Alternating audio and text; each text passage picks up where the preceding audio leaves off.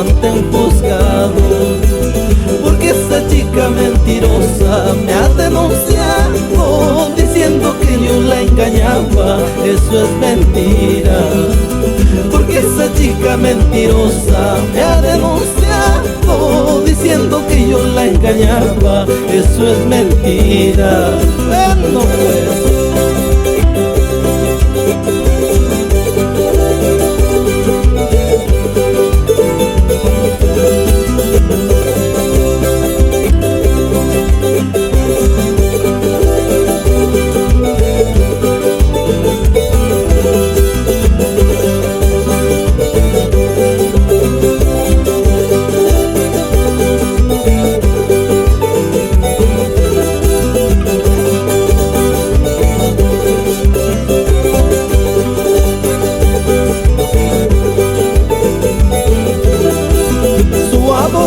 me amenaza mandarme preso, sus padres también me amenazan encarcelarme.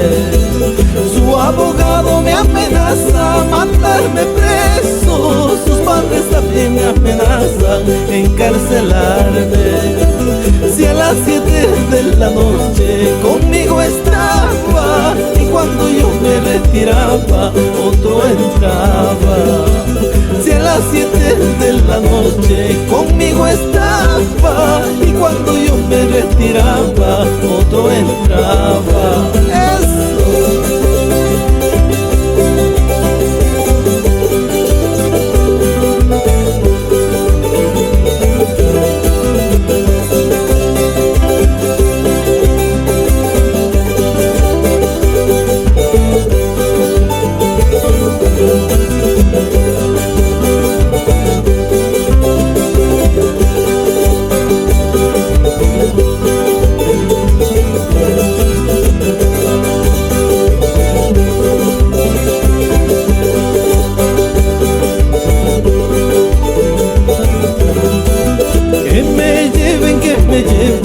Que me lleven prisionero, pero tengo el orgullo de haber gozado su hermosura.